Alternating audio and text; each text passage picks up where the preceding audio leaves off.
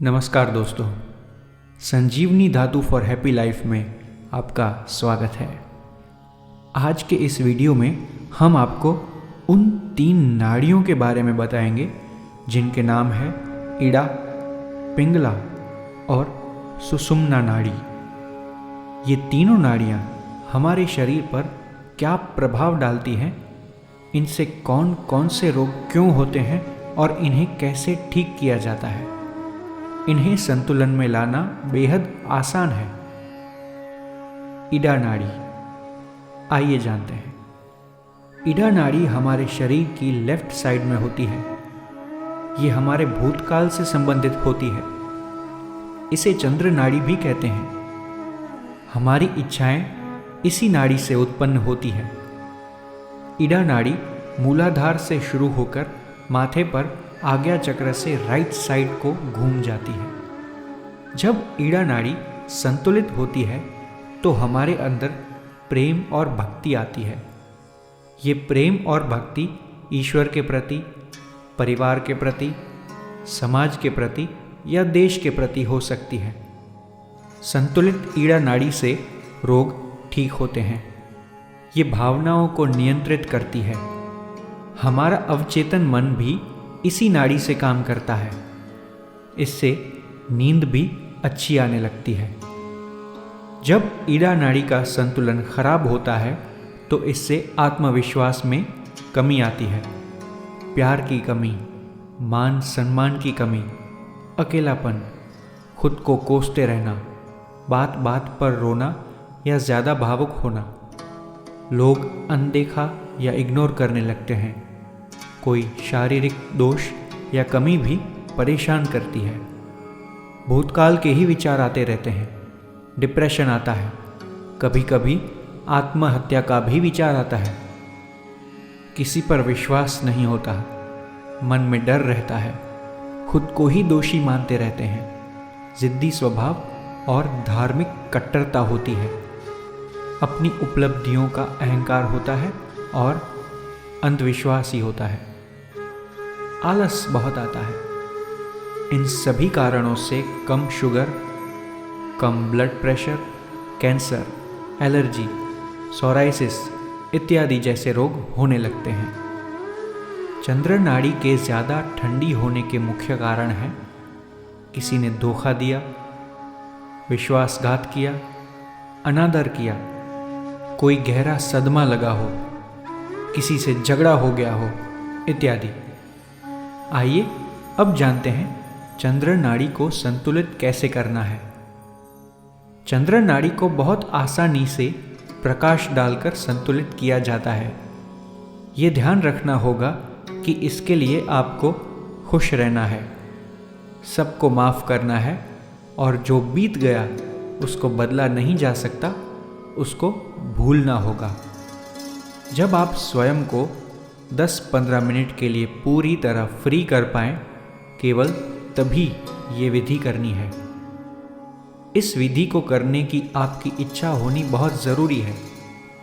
इस ट्रीटमेंट के दौरान आपको खुश रहना है। सबसे पहले संजीवनी धातु से वाइब्रेट किया हुआ पानी पी लें। अब आप शांति से बैठ जाएं।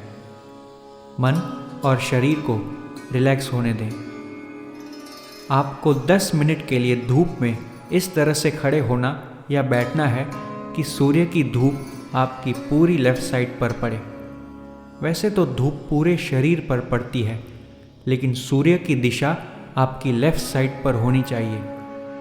अब आपको ये महसूस करना है कि आपकी लेफ्ट साइड की चंद्र नाड़ी गर्म हो रही है और आपके अंदर इस नाड़ी पर प्रकाश फैलता जा रहा है। ये प्रकाश की रोशनी इतनी तेज होती है कि इसके सामने इस नाड़ी से संबंधित कोई भी बाधा टिक नहीं पाएगी। जिस अच्छे या बुरे व्यक्ति को आप जानते हैं, उसको याद करने मात्र से आपके पूरे शरीर पर अच्छा या बुरा प्रभाव पड़ता है। इसी तरह जब आप ये महसूस करेंगे कि आपकी लेफ्ट साइड सूर्य के प्रकाश से गर्म हो रही है, तो ऐसा होने लगता है। जैसे जैसे चंद्र नाड़ी गर्म होगी, आपकी तकलीफ खत्म होती जाएगी।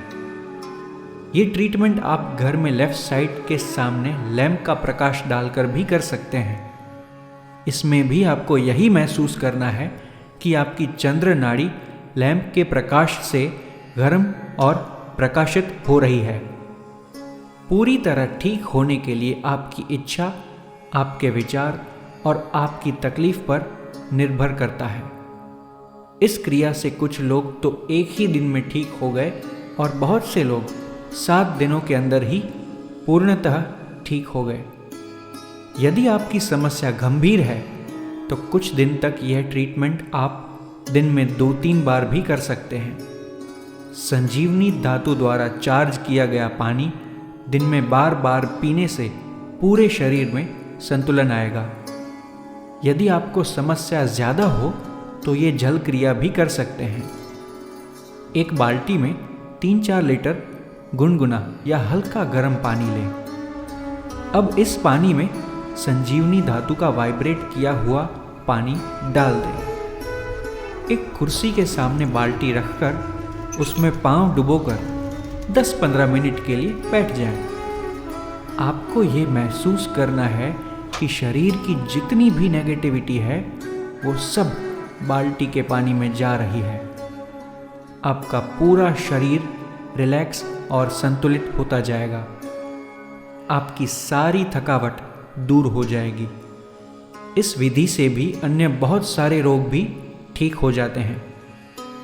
10-15 मिनट के बाद दोनों पाँवों को पानी से बाहर निकालकर साफ कर लें और बाल्टी के पानी को टॉयलेट में डाल दें।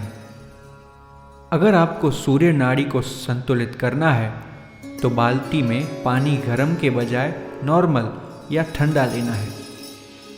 अब हम आते हैं पिंगला नाड़ी पर।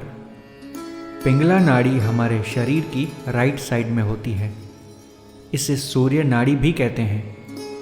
ये नाड़ी स्वाधिष्ठान चक्र से शुरू होकर माथे में आज्ञा चक्र से लेफ्ट साइड की तरफ घूम जाती है। ये नाड़ी हमारे भविष्य काल से संबंधित होती है।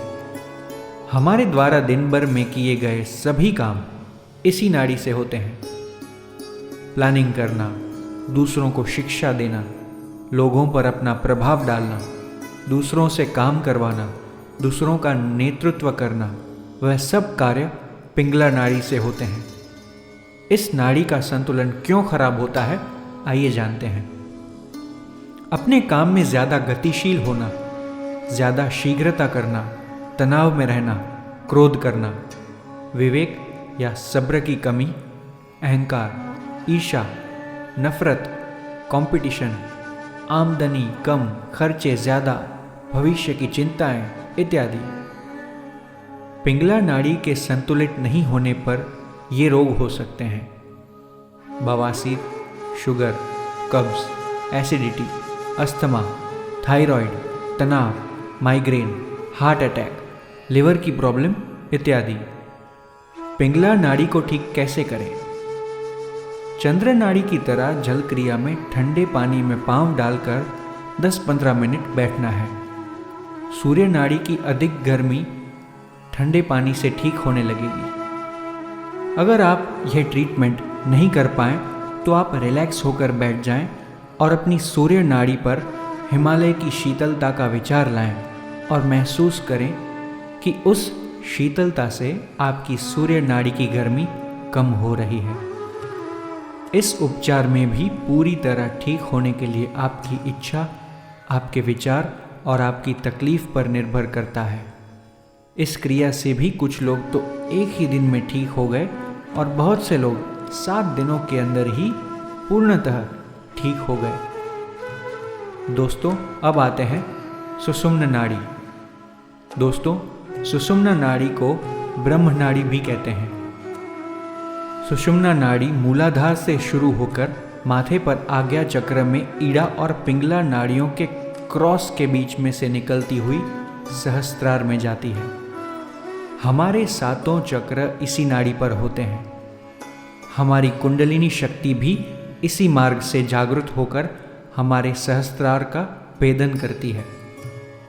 इसके लिए निर्विचार अवस्था में रहना होगा, जब न भूतकाल के विचार आए न ही भविष्यकाल के। सिर्फ वर्तमान में रहना है। निर्विचार ध्यान और बीज मंत्रों द्वारा सभी चक्र जागृत किए जा सकते हैं। शरीर में कैसे भी रोग हो वह सभी ठीक हो सकते हैं। इसी चैनल पर सभी चक्रों के अलग अलग वीडियो में चक्रों के गुण, दोष और रोगों की जानकारी तथा इनको संतुलित करने के बीज मंत्र और चक्रों के रागों का विवरण विस्तार से बताया गया है। हर एक चक्रों पर ध्यान भी इन चक्रों के वीडियो में करवाया गया है। दोस्तों, हमारे द्वारा दी गई कुछ जानकारियाँ दूसरे लोगों से भिन्न हो सकती हैं। इसके लिए आपको ज़रा भी चिंता नहीं करनी है। इनमें से सही जानकारी कौन सी है, ये तो आप हमारी विधि को करके ही जान पाएंगे। जिसमें आपको तुरंत ही लाभ मिले वही सही है।